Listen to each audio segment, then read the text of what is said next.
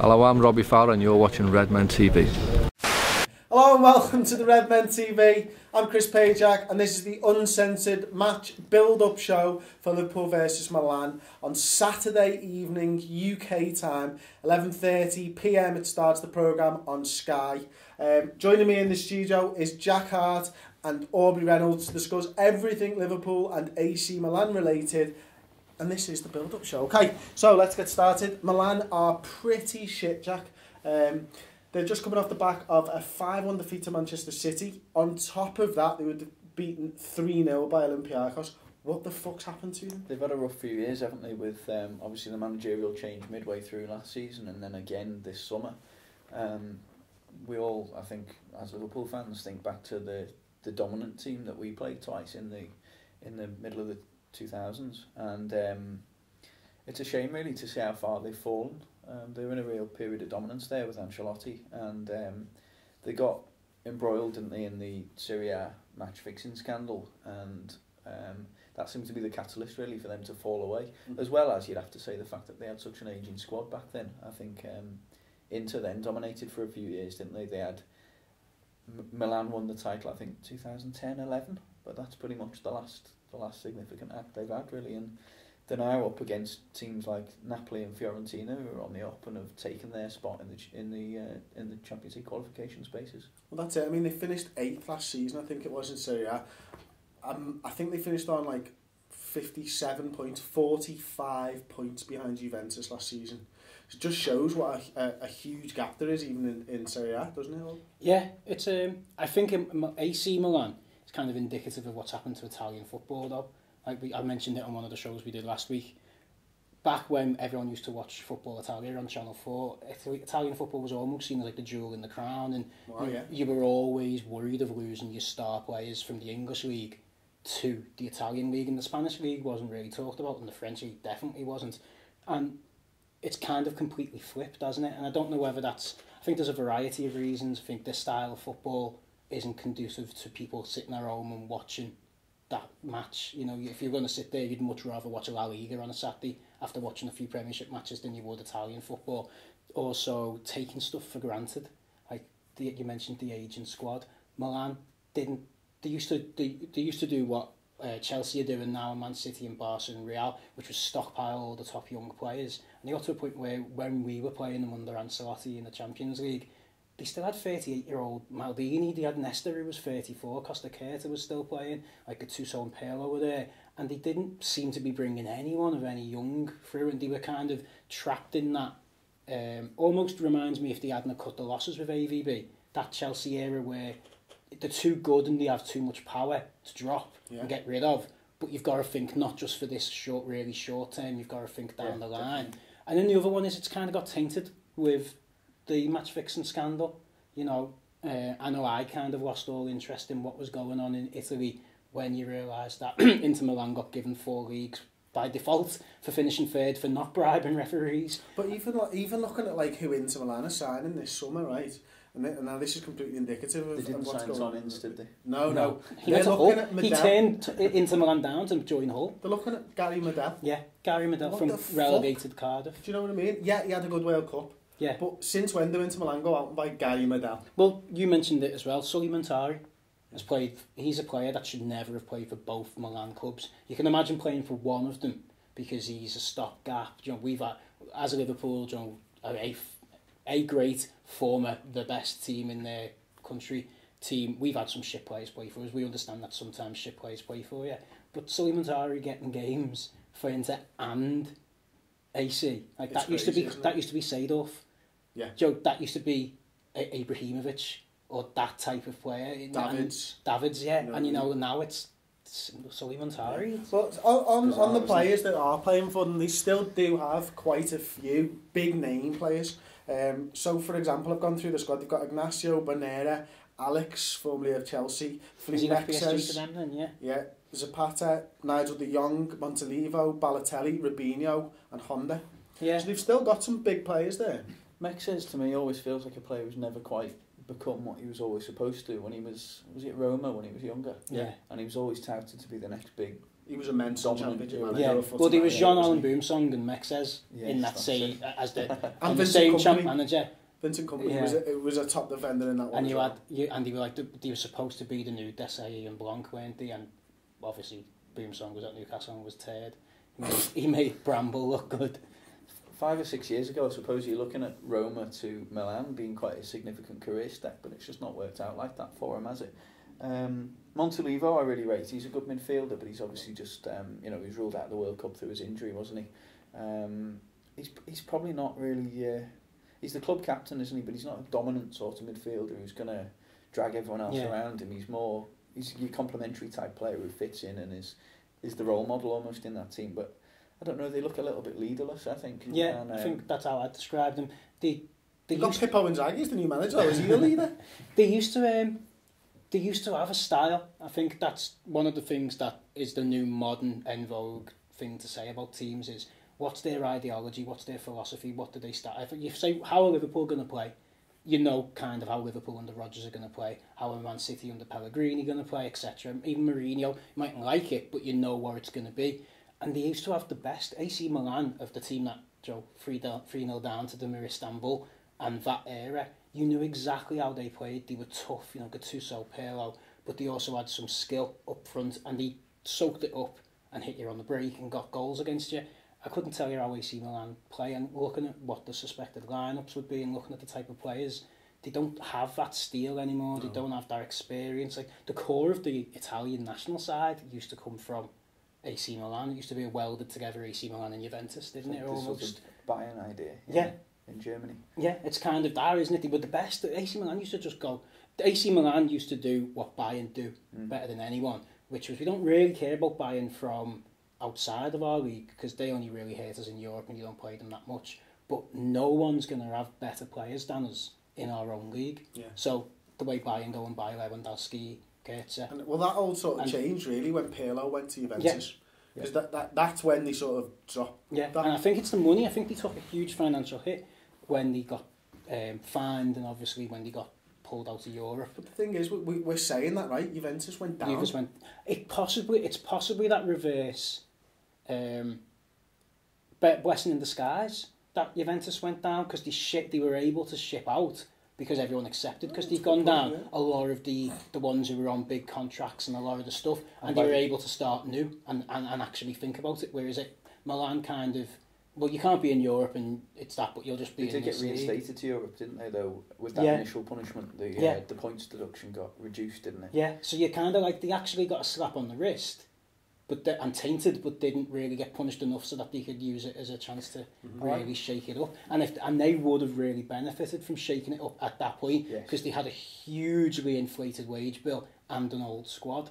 Good point. The point about Juventus as well I like because what it also does, whilst it flushes out some of the players who perhaps don't have the passion and the care for the club, you had players like Buffon and Del Piero, I think, at the time stayed. They were committed to it and wanted to. It's nowhere near as bad, but it's a little bit like Rangers, isn't it? The way when Rangers got completely kicked out and went to the bottom. Ali McCoist is there, Del Piero and Buffon, isn't he? And again, you had there was some players just decided to stay, and we'll play in the lower league. And if you look at Celtic got beaten. I know it's very off topic to what we're talking about, but Celtic got beaten in the qualifier last night, 4-1, and is it Liège? I can't remember who they're playing, but they missed 2 pens as well. So it doesn't look like they're going to get into the Champions League proper. And Celtic are kind of stuck in that one where I actually think Rangers will kind of come out a bit better in 3 or 4 years' time because they've been able to take stock and really get themselves in order. So I don't know, I think AC Milan, it's sad actually because we've got massive memories very, very recently. We're not even talking about 30, 40 years ago where you think about when Milan would have been great. It's only, 10 years ago that we played them in. Coming up on 10-year anniversary this year for the Istanbul final. Right, okay, on that, just a quick trivia question which will give you the answer to the show. It's not long-winded because Dave hasn't given us it, and it's very short because I did it. And so, I didn't put too much research in it, to be honest. How many times in all competitions have Liverpool played AC Milan? An interesting one for you. We'll come back to that at the end of the show. Right, a little bit more general talk now. We've talked AC Milan, it's halfway through the show. Jack, do we want to get to the final of this Guinness Cup? Yeah, definitely. Any competition we're in. The prestigious. Yeah, The prestigious again in the commentary. It's been going 1 year, fucking hell. The Got pints of milk that are fucking prestigious. You see teams win the Community Shield every year and other pre-season events, if you like, and it'd be easy to overdo how significant it is to that team's confidence or whatever. But there's certainly no detriment to winning a trophy at the start of the season, however So when insignificant. the final would be played, I'll play devil's advocate here, but the final will be played on Monday. We're playing Dortmund on Sunday. Then with the travel back from America, is that enough time to rest our squad properly before the pre-season, before the season gets underway? With another week after the Dortmund game as well, nearly. I think it's more than enough. Have you done that flight yourself? I've not done that flight myself. I'm playing devil's advocate here, Aubrey. I'm you need ambivalent probably about it. 3 days It was funny. to get yourself back together. Yeah. There was it's another friendly. If I didn't realise that's how this tournament worked, where the two groups played each other in an end, and it definitely, we touched on it in the show last week, Steve did. It definitely kind of makes the Roma in Boston game redundant. Okay. Because if you knew that there was a chance that we were going to play this extra friendly, why are we playing that? It could have even been against Roma. Well, yeah, you know what I mean, and it's that thing of that one wasn't even part of this tournament. You know what I mean? I agree. I actually, it's nice to. Let's not fucking kid ourselves. We're not going to be celebrating the fact that we won the prestigious Guinness Cup or whatever. No one's going to talk about it. It's going to be another game that we have to sit up late to watch, where the commentators will just bang on about how we're doing at Spurs. We're going to miss Suarez and Stevie G slip. See, that is one of the most annoying things about this so far. When is this going to fucking end, Aubrey? Never.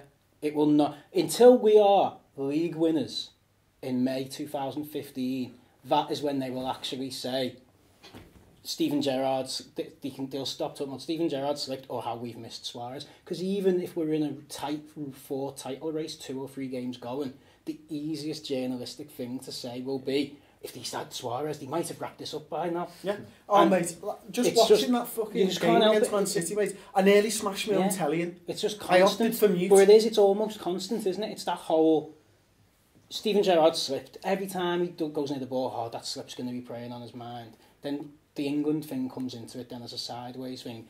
And you've just got, are they doing the Spurs? Are they doing the Spurs? The squad's got better, but are they doing the Spurs? They were talking about the fact that he was brave to still be dropping back into that central position, which in case he could slip again. And it's like, oh God, come on. And that's what it was a fucking slip!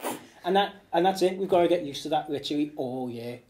It's driving me. And if we finish, and the horrible thing about it is, if we finish 4th, 5th, anywhere below that, next summer is exactly the same, because next summer will just be, well, they didn't replace Suarez and they fell off the pace last year, so is it this summer that they have to replace Suarez? Next summer, if that happened, right, it won't be Gerrard's slip, it'll be Liverpool's slip. Well, yeah. And they just follow Gerrard's example. You can see it all fucking coming a mile away. And that's it, and it's not... Shut the fuck up, Kerbisher, you fucking knob scallop.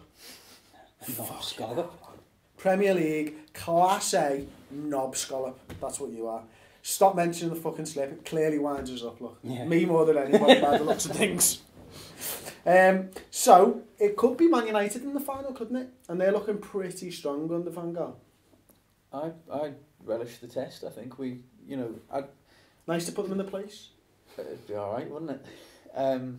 They're good enough to have won the title already, though, judging by their pre-season. But they just Guinness title, or are we talking overall? Yeah, I think they've got it sewn up from what you'd hear, from what people are saying. No, but I'd really like to have a game against them in the pre-season. I'd enjoy that. And another test. We upped our game yesterday, and let's do it again in the games to come. Who do you think our best forward line is, Aubrey, at the moment that you've seen? Sterling is amazing, isn't he? Oh. Yesterday it looked really dull. The first half against Man City. Lambert doesn't know. I think Lambert's the new Peter Crouch, in the sense of it's going to take him a while to get his goal. There's a lot of expectation and pressure on him. It's just not coming for him, is it? Anyone who's seen the match reaction show will know that I did credit Aubrey for using that line as well. Oh, that's good. And Sterling, come on at half time, and you're like, fucking hell, we're just so fast. And someone used it on Twitter, I can't even remember who it was, but basically Suarez, everything you can say about what you like of Suarez, fear factor in the other team. He dictated how they played because they were constantly thinking, what's this fucker doing, and what do we have to do that? And we kind of look a bit pedestrian when we don't have, obviously we're not going to have him on the pitch, but when we don't have Sterling on the pitch as well. Yeah. So that I think our best forward line, based on 30-40 minutes at the moment, looks like Markovic, Sterling, Sturridge as a free, because no Premier League teams or any defence is terrified of pace. And that has just got pace in abundance. So even if they haven't got an end product at the end of it, which Suarez always had, at least you're making them concerned and you're making them worried because they've just got three fuckers who just run at them who are dead fast. But that's, half an hour, 40 minutes of Markovic. Definitely it's Sturridge and Sterling. I think as a partnership they look like they're growing together, they're looking for each other now. Coutinho really likes to work with them. And I was so impressed with Sterling's finishing. In that City game, he never used to be able to... It was on wasn't it? Yeah, he never used to be able to finish. Like, I don't know. It's crept up last season and he started getting more goals. But every chance he got, like even the one that was borderline offside, that's some finish that, and he's got the confidence to take it first time. That's a worldie. Yeah, and like he never used to look like that, did he? He never used to always cut in or used to think about it too much, and it's confidence, it's confidence, but it's also, I think he's been told. I think whether they're coaching him, Coutinho unfortunately hasn't been scoring, but he's taken a hell of a lot more shots than he used to. So I think maybe the whole mandate this summer has been, well, you two are going to play and you two are going to have to score a lot more goals than you have been. So take them on, you're good enough. And they're getting there, and Sterling just looked incredible. So I think that's why I don't want to play another friendly almost, because I'd rather beat Southampton 2-0, 3-0, 4-0 on the opening day than fucking get to the final of something that I'm not even going to remember in 3 years' time. And I don't want any of them to get injured, and they're dropping like flies, aren't they, at the moment? Well, I said that on the Match Reaction show. A lot of that's come down to the fucking pitches that they're playing on as well. Do you know what I mean? What the fuck are we taking risks on players playing on baseball pitches? But anyway, that aside, Jack, what do you think our starting lineup will be against Milan? Well, just on the forward line thing, I like... No, we're done with the forward line thing. We want to know... No, go on. Earlier on in the week when we were discussing the transfers and things, I think the reason I'm not desperate for that big name centre forward to come in, an extra one, I think I'm quite happy with the options we've got up front at the moment. The setup we used against City in the first half didn't quite work with... Lambert kept dropping deep and playing these long balls over, didn't he? We didn't really have a midfield runner. I think if you were to switch that and have Sterling and Sturridge together up front with Coutinho behind, Emre Can and Henderson running in midfield, I think then that becomes a really dynamic setup. You're right, but there's no backup to it. Yes. And that's why people think we need the other forward. If you're playing two up top, you need another two. And if Lambert doesn't work in that situation, what can you do? And if you're buying Remy, which we were, and the manager's come out and said we will be looking for someone, you kind of know, you kind of put a marker down there saying we need someone, no, it looks like you know what I mean? The club wants one. And it's because then ultimately what you're left with then is you're left with fitting Barini or Lambert to try and make them do that role, as well. and you know, and do you really want your Premier League? It's that horrible thing, isn't it? Which is, if you give us our squad as it is, everyone fit. There's players not even making the bench who are good players. Take one suspension and 2 injuries to that, and we're shitting it again. You know, you're in a situation where you're like, oh, fucking hell, can we really rely on Peterson on the bench to come on and get us a goal? And when you get an adrenaline running, United have done it, and United used to be brilliant for it. Remember Machida, was it? Joe came on and scored in that run. He got 2, didn't he, in a few games, and even Diouf, who's now joined Stoke, he's come back to the Prem, but he got 1 goal in that run. That was when they were on that adrenaline of we're the best team in the world and we're on a title running. And I think you can get kids in on that run because they just play with blind, utter confidence. I've got every belief that Rodgers can do that if we were in that run. At the beginning of a season when you've suddenly lost talismanic players and, you know, you're down to your bare bones, I don't fancy not having it. So I'd be more comfortable if we brought 1 or 2 more players in up that same way. So on to the original question. The team, please. Mignolet in goal. Yeah. Skrtel partnered with Coates, I think he's probably going to be closer to the first team on evidence that we've seen so far, if he's still there. Saka looked good when he came on. Oh yeah, I'd not thought of Sacco actually. Yeah, Sacco then definitely with Skirtle. Need to see them two together, I think. Robinson's impressed at left back in every appearance, so he'd be in there for me. Is Flanagan fit? Do we know? No, I don't think he's he is. not fit. He wasn't in the squad yesterday. Such a shame. We need to fuck Johnson off. It's going to be Glenn John. I'd play Martin Kelly again. I was saying the other night I'd still want to take a look at him and see if he's got a future, so I'd probably give him a game there then. Midfield, Gerrard, Henderson and Coutinho, I think. Yeah, I think we've seen enough of Emre Can. Didn't really do enough, did he, to warrant a place. And another look at Markovic up front, I think, with Sterling and Sturridge. No, he was supposed to be injured, wasn't he, for the game last night? Injured, Him and Skirtle were injured and pulled out the squad. Apparently they were only minor niggles, but... If he's not available, then I'd switch it to what I was saying a little bit earlier on with the front three of Coutinho, Sterling and Sturridge, and bring Emre Can in midfield. Yeah, I like that one, to be honest, I do. So predictions for the game, Aubrey? No, I don't know. It's just weird, isn't it? Because we would never have predicted the back line up that he put out against City. Do you know what that kind of felt like to me? It kind of felt like he put the side out and gone, this is good enough to beat them, but if we lose, I can blame him on playing the shit centre-backs. I think it's that's honestly what it kind of felt like. But it's not just that, also these aren't competitive matches. It's a fitness exercise and a money-making exercise, and then a competitive match third, if you want to call it that. So the end result, it doesn't really matter. So it won't be... I could do my starting 11 that I would pick to win the match. It won't be that. It won't be anywhere near the best starting 11 we can field. It'll be a jumbled up mixture because he wants to have a little look at whoever. Yeah. I reckon it's more about little partnerships. Yeah, I reckon he might even go crazy, and we might see the first time we play three at the back this year. And what score do you think it'll be if we do play three at the back? I reckon it'll be an exciting game. It'll be 3-0 to us. Liverpool. Yes, I can get behind that, Jack. I was going to say the same, 3-0. Oh, lovely. I'll take 3-0 as well then. Right, and in answer to the trivia question, any guesses? 9. 4. 2. Only the two finals. Competitive matches against AC Milan in our history. Yeah. Decent little question, that wasn't it? We've been rumbled for guessing there, haven't we? Yeah, you have, haven't you? Right, okay, so thank you very much for joining us on the Uncensored match build-up.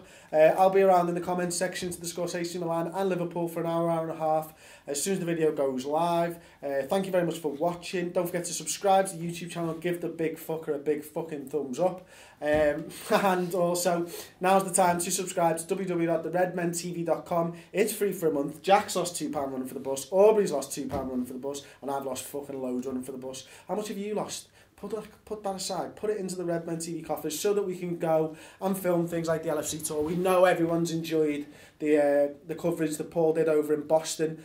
We've had so much positive feedback, and it's only through our die-hard subscribers to the website that we can afford to go and do things like that. Every penny we make goes back in to giving you the best content that we possibly can. So thank you very much for supporting us once again. This has been the Redmen TV. Gents, thanks for joining us. It's been an absolute pleasure. Boys, thanks for joining us on such a hot, sunny day.